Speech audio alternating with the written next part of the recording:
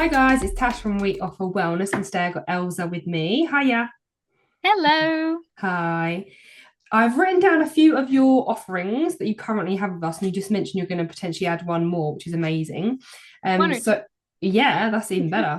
So we've got Becoming the Woman You Are, your clinical living coaching, your Yoni steaming, and your gynecology consultation, which is all so interesting to me. So first of all, should we rewind and what, like, if you let us know, like, where did it all start for you? Where did all of this begin that you got interested in this kind of work? Well, I think I've always been very interested by femininity in general. I started dancing belly dance when I was 13 and just seeing like all these women dancing from all ages and all body shapes. And I was like, wow, this is so amazing. And later, when I studied psychotherapy, I was Hmm. like, I really want to do something about women and about connection between self-esteem and body image and like the connection between, yeah, our body and how we live, how we embody ourselves. Hmm. And and how we view ourselves, self-confidence, the way we speak in the world, the way it impacts our relationships. So yeah, I'm very, very passionate about that and all aspects in that. Yeah, so that's really young, 13, I think you said, to get into belly dancing. Yeah, I remember I lost my period for a few years, and that was due to hypothalamic amenorrhea. So I wasn't eating enough, working out too much, and mental stress there. And one of the things I felt like was trying to reconnect back into my body, getting out of my head. And I started doing belly dancing just from like little YouTube clips and things like that. Where, that's amazing. where did you see belly dancing in? Was that like family members and things? Listen, my sister really wanted to go, and so my mother took both of us. My sister ended up dropping after a year, and I ended up dancing for like 4 or 5 years. Oh, that's so cool. I love that. I love it. Yeah, it didn't come from me, but I really, really fell in love.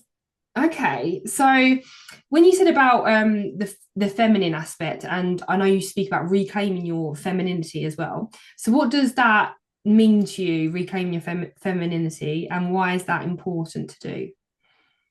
So for me, it encompasses really everything that I consider feminine, that is being a woman in a woman's body. It means reconnecting to your body's natural cycles, understanding how your body works, how your hormones influence your thought process throughout the months, your work, even your workout, because your body is not flexible in the same way at different times of your cycle, your digestion, like on all of these influences, your relationships, your productivity at work, but also the way you feel within yourself.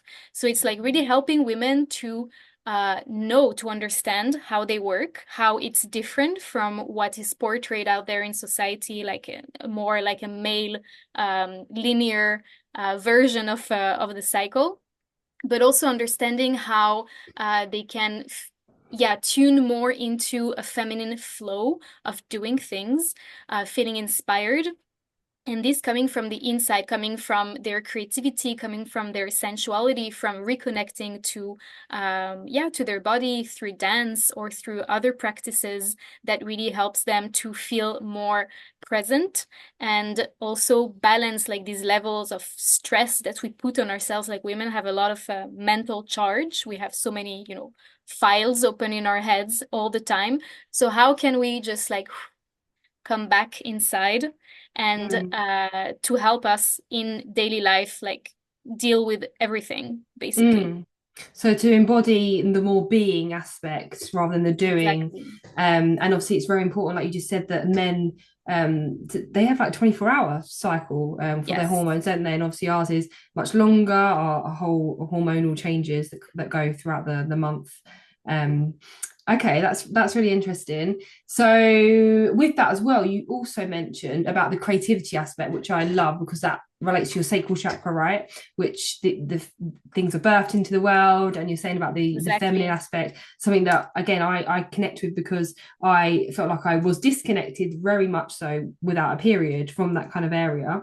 So how do you help women with that? Like, how do you encompass, you mentioned dance quite a bit and things like that, do you encompass that Yeah. within your practices that you offer? Yeah, so definitely it depends which offer. You have some offers that are like more like Yoni steaming and cyclical living that are really more about a specific thing. So there Mm, is not necessarily dance there. But yeah, in therapy or in the longer offers, yeah, I definitely encompass dance because for me it's like how do you get the creative juices flowing? mm, You need to like come back into exactly you said it, like your second chakra, your sacral chakra, and get those juices flowing. So it's a lot of like belly dance based movements, like moving your hips, but also it's a lot dance therapy, like how you see yourself when you dance. Are you feeling free to express your sensual expression, your sexual expression? How do you feel when you do that? Do you feel judged? Do you judge yourself? Do you judge other women? And so like to let go of all these boundaries that you put on yourself and other women, this will let the creativity flow. So mm, tuning in again and again and getting into dance, but also understanding what are the blockages. And this I do it more through talk therapy.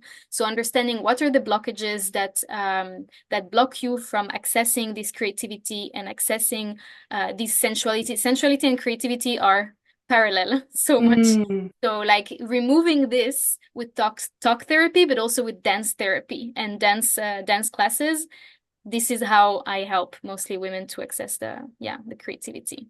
Yeah, so it's the holistic approach, isn't it? The talk Yeah, therapy with the more definitely. practical approach. What do you find is the main blockages for people then that can't access their creativity, their sensuality? Is it just general trauma over time that we've all kind of experienced, or judgment, fear of judgment, abandonment? So I think that the biggest block is that they're stuck in their head. It's like they are a head and then they're not a body. So Mm, they don't know what is happening there. They don't have the connection to their feelings. And so they're trying to be creative, but from the mind, which doesn't work because creativity is something that comes from the heart, that comes from the body, that comes from intuition. So it's something natural that is going to spring when you feel like you live in tuned, aligned, and as a whole. It's not mm, just a head, you're a whole body. And when you start to move in life through that, then you suddenly have things that come through. And I would say even for women more because of their cycle, you have different times of your cycle that you're more creative. So it's like, okay, how can we open even more in those times when the portal is open, but maybe you don't have access to it because you're blocked here. So mm. yeah. Yeah, yeah, Did I they answer said, your question? yeah, 'Cause I feel like yeah. I got lost a little bit. No, he did. Yeah, they say that like the veil is thinner, isn't it, when you're on your period, when you're bleeding, right? So potentially, Yeah, then and you may be even more the creative. Well, premenstrual phase. right. Okay, cool. So with the cyclical living, I always find that word quite hard. Yeah. So like that's to do with your obviously your cycle, the menstrual cycle, I'm assuming. What how do you help people with that? Is it what the typical problems, pain points people come with to you? So, women who come with burnout, for example, who just like, I can't do it anymore. I don't know, like, I don't know how to function like this anymore. So it's like, okay, there is another way of functioning where you can be very productive at a certain time and then less, and then also prioritize different things, like not do the same things at every time of your cycle. So burnout, I would say, or women who are struggling to just balance work and life, or women who really want to get off birth control, for example, and who are scared of like, oh my God, what am I going to discover? I'm going to change every other day. And it's like, okay, everything is fine. So just like understanding, like helping them to understand themselves so that they can feel like they're not working against their body, but they're working with. And it's like, it becomes a synergy and it creates harmony in all aspects of their lives. Mm. So, what are the usual benefits then? The fact that they feel more balanced and the ripple effect there. Yeah, definitely. And also, I would say it impacts a lot relationships, romantic relationships. A lot of women, for example, struggle in the premenstrual phase of their cycle and like have more clashes with their partners. Things come up. So it's like um, how to address all of that, but also not give it too much weight Mm. compared to the other times that it's doing good. Like there are times in your cycle that are really good to look at the things that are not working, and times that it's really good to address them, and times that it's also really good to just be grateful and celebrate things that are doing great. So I would say relationships as well, work-life balance, what else? Well, if you have a family, also like communication with the family, also like balancing also like alone time and time with the family, like giving yourself. Yeah, I would say these are the main ones. Yeah, perfect. And with the Yoni steaming, so this is something I've actually experienced before, just privately. But how does it work? With are you present? Are you there? Are you just coaching them? Yeah, can you So explain it a little bit? depends. If Mm-hmm. you are in Thailand, for sure, it's it's better because then I have the special chair and we have a Mm. whole session where I guide you into a ritual with the herbs that I will have chosen for you after the consultation. If it's online, we will have a primary session where like or answer a questionnaire, and then I will give you like some herbs that you can have on the day that we're doing the Unistim session. And I Mm-hmm. will also tell you, okay, with what you have at home, this is how you can set it up Okay. for yourself. So these are the different things that you have. This is how you should do it. And then through Zoom or Google Meet, I will just like help the woman to set up and also guide her into a ritual. Okay. So what do people normally come to you for the only steaming? What are their issues and problems? I think mine was, again, it feels like a long time ago, but period related and not getting my period back. I think that was all, again, just really trying to reconnect to that whole area that I felt really lost in. And like you said, just Yeah. ahead. I was literally just ahead. Nobody. So yeah.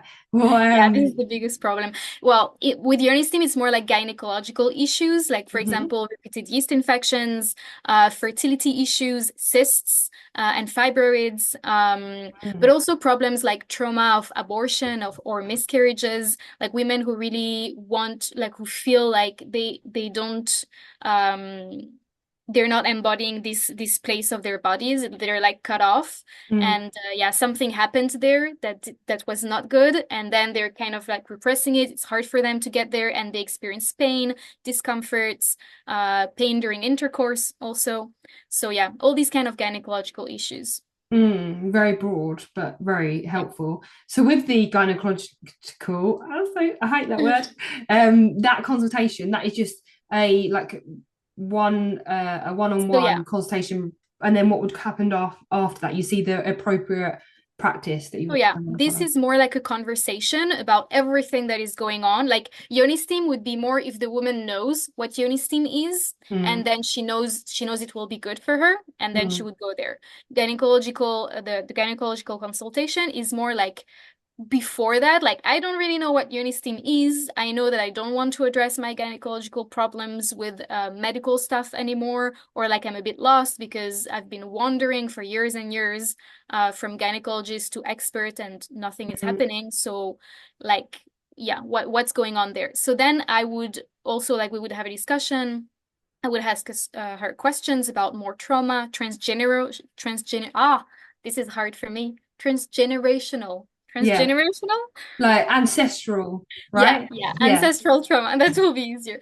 Ancestral trauma, and really understanding, yeah, what could be the root causes, emotional, psychological, but also like diet-wise, Mm, um, that or like other lifestyle-wise that would cause those problems. And mm, then from this, I can tell her either well, I advise you to take this kind of tea, this kind of herb, or to do this or that, and then like see if it helps. Also, I can advise her to do some more analysis, some types of analysis that maybe she doesn't know of. Or I could tell her, well, I think that given that, Yoni steam could be a good option for you, or talk therapy or like feminine embodiment therapy would be a good option for you to continue to unravel the yeah, those traumas that are mhm. causing those problems. And what are the upcoming experiences that you would potentially like to add? Do you want to talk about those? Yeah, sure. I am planning to add a whole transformative journey of 3 months. That would Hmm. be 13 sessions, and each session would be on a different feminine archetype. So it's Mm. really to discover all the facets of femininity and how you relate to each one of them, and which one you are embodying more, which one you're more comfortable in, and which one you're less, and you could invite more into your life, and especially in different areas of your life. So we have archetypes like the warrior, the queen, but also the slut, the seductress, Mm. like very different one, the child, yeah, very different ones at different stages of a woman's life, that really have a different message and a different teaching. Mm. So this would be a mix of therapy, but also coaching, dance for sure, a bit of menstrual cycle. There will be a bit of everything that I do in my separate offerings, to really help the woman come from a place of like, well, I don't really know. I'm not very comfortable with my femininity, with the feminine aspects in me, and I would like to fully feel like I'm embodying them and feel like whole within myself. And then at the end of that, she would feel like she has discovered everything. There are things that for sure she's going to resonate more with, that are going to be easier for her to continue to deepen. But it will be like very, very broad. Mm. Yeah, that sounds right up my street. Was there another one you was going to add, or is that the main one? Yes, and I'm thinking to also offer just dance classes. Mm. Okay, cool. Yeah, just like Online? feminine, yeah, online feminine therapy, feminine like dance therapy, dance classes, maybe with a little choreography, or yeah, I'm still Perfect. working on that one. Yeah, that's amazing. Yeah, definitely get them on there. And I wanted to ask you, what do you think then keeps you connected into your body? What are the main practices that you do that keep you feeling within your flow and connected? Dance. It is literally, yeah, the Yeah, main that will thing. be the first one. You know, before this call, I was like, okay, I have a few minutes. What can I do? I just put the music and I danced and I looked at myself in the mirror and just like feeling good, you know, like just singing, dancing, spending a lot of time in nature. Also, well, I Mm, live in Thailand, so it's very easy for me to be in contact with nature. But I definitely feel that, you know, I've lived in a city most of my life, and that is a huge difference on my nervous system and how easy it is to go back into myself after that. So just like mm, first thing I did when I arrived in France, I went to a park and I put my feet, like I took off my socks and I put my feet in the grass. So just like regularly connecting to nature, dancing, singing, and being with other women. mm. Perfect. Well, Yeah. thank you so much for your time. I think we're going to have to unfortunately wrap it up. But Yes. thank you very much. And please seek out Elsa on We Offer Wellness. Thank you so much for your time. Yes. Thank you so much, Tash. Bye bye.